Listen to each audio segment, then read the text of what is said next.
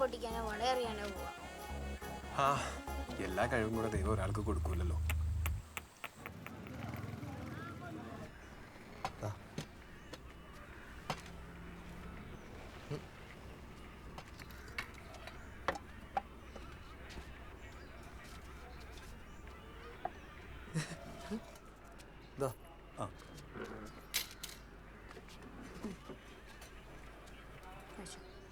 നിനക്ക് സുഖാണോ? പക്ഷേ മോളുടെ അസുഖത്തെ പറ്റി ദാസം പറഞ്ഞിരുന്നു. ഓടി ഓടി മടുത്തിട്ടുണ്ടാവൂലേ? എന്തെങ്കിലും ആവശ്യമുണ്ടെങ്കിൽ പറയണം കേട്ടോ. എനിക്ക് മനസ്സിലാവും. നീ എന്തായാലും ആ സതീശിനെ കളഞ്ഞിട്ട് പോകുന്ന നന്നായി. ഈ പൊടിമറ്റത്ത് മാത്രമല്ല, മറ്റു പലയിടത്ത് അവന് ഭാര്യമാരുണ്ടെന്നാ കേൾക്കുന്നേ. ഉഷ ഇടയ്ക്കൊക്കെ ഇങ്ങോട്ട് ഇറങ്ങ, നമുക്ക് എന്തെങ്കിലും മിണ്ടിയും പറഞ്ഞിരിക്കാം. ഞാനാണേ ഇവിടെ ഒറ്റയ്ക്കാ.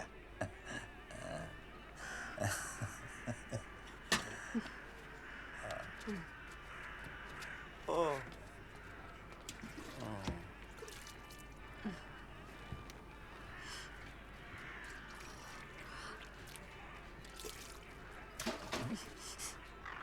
ഉഷയ്ക്ക് പോണോ? പൊക്കോ. നീ പോയ പോലെയല്ല, ഒന്ന് വെളുത്തിട്ടുണ്ട്. വരുന്ന വീട്ടിലേക്ക്.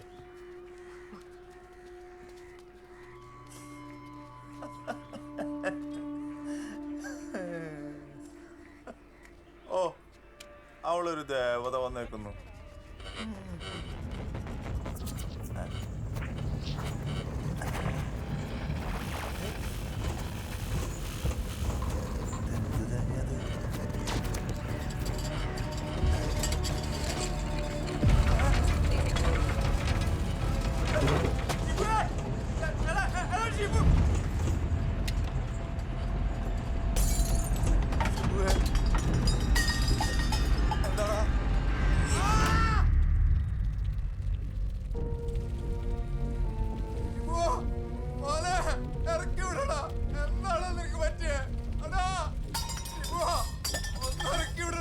ഉഷയോട് അങ്ങനെ ഓർത്തരും സംസാരിക്കാൻ പാടില്ല.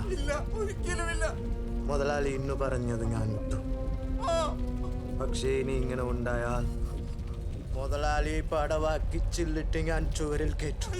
എന്റെ സ്വന്തം ചെലവിൽ 6 അടി നീളത്തുള്ള ഒരു കുഴിയും എടുത്തു.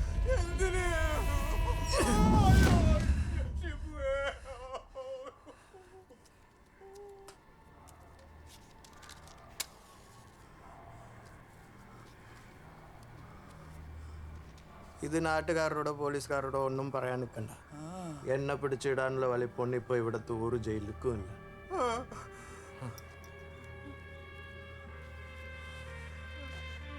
മുതലാളി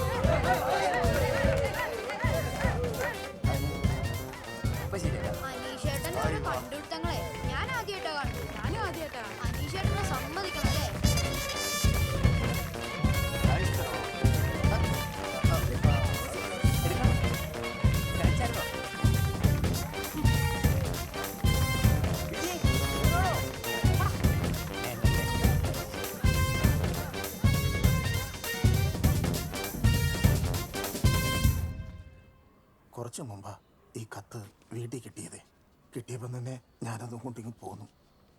സംഭവം ഞാൻ അവനെ കുറെ വഴക്ക് പറഞ്ഞിട്ടുണ്ടെങ്കിലും ഇതവൻ കുറെ ആഗ്രഹിച്ചതാ. വിജി വിജി എൻ്റെ പാസ്പോർട്ടിന്റെ വെരിഫിക്കേഷൻ ക്യാൻസൽ ആയെന്ന് പോസ്റ്റ്മാൻ പറഞ്ഞു. എന്താ പറ്റിയത്?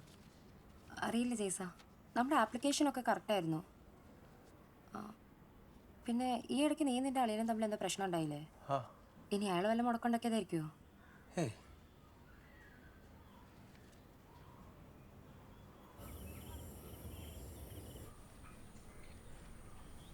പണ്ട് സംഭവിച്ചതെല്ലാം എൻ്റെ അറിവില്ലായ്മ കൊണ്ടാ. എനിക്കറിയില്ലായിരുന്നു അയാൾ എന്നെ പറ്റിക്കുമായിരുന്നു എന്ന്. ഒത്തിരി അനുഭവിച്ചു.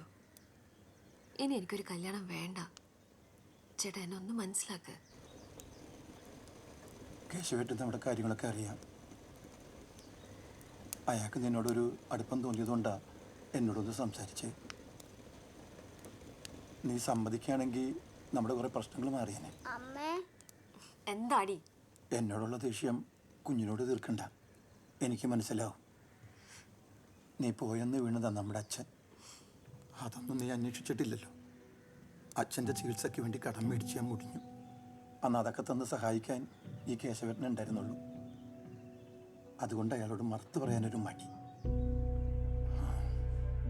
സാരില്ല, കടം വീട്ടാൻ വേണ്ടി നീ നിന്റെ ജീവിതം കളയണ്ട.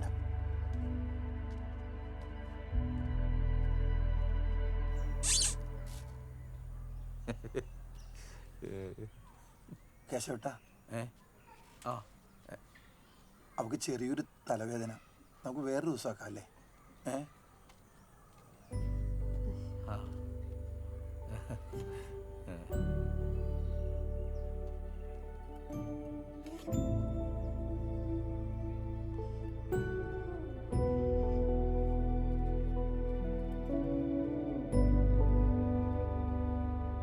തലവേദന മാറിയെന്ന് തോന്നുന്നു അല്ലേ?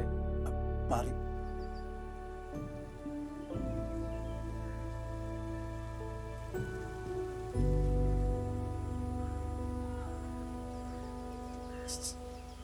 പക്ഷേ ഹായ്.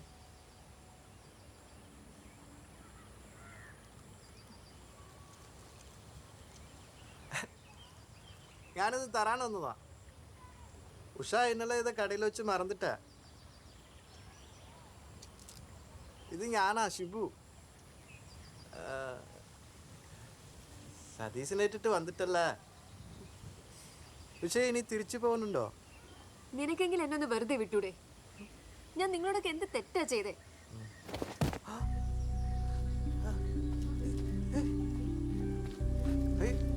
അയ്യോ മോളെ, മോളെ മോളെ, മോളെ, എന്തു അയ്യോ മോളെ, മോളെ, മോളെ.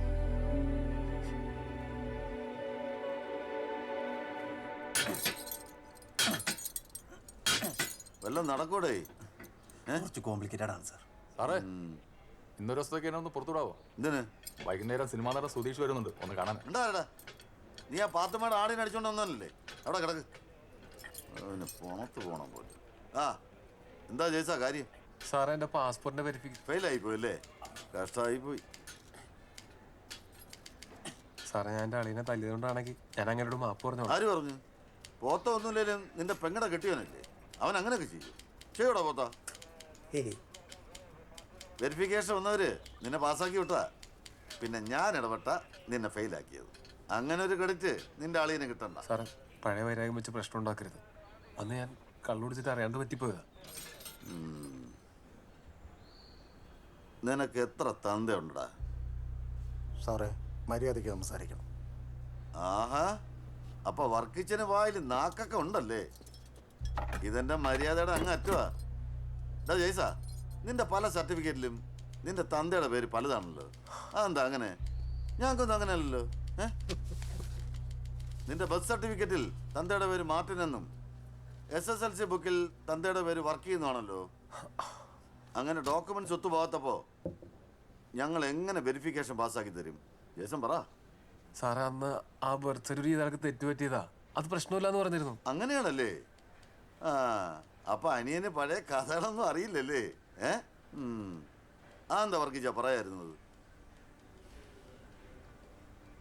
സത്യം വർക്കിച്ചന് അറിയാം. വർക്കിച്ചനത് ഇപ്പൊ പറയണം.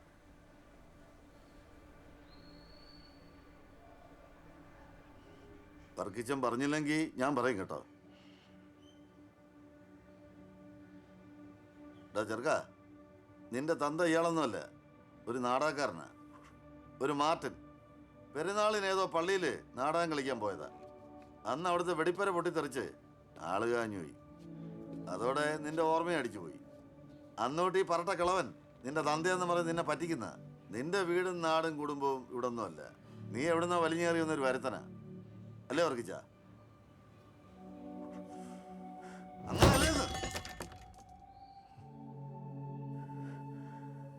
അപ്പ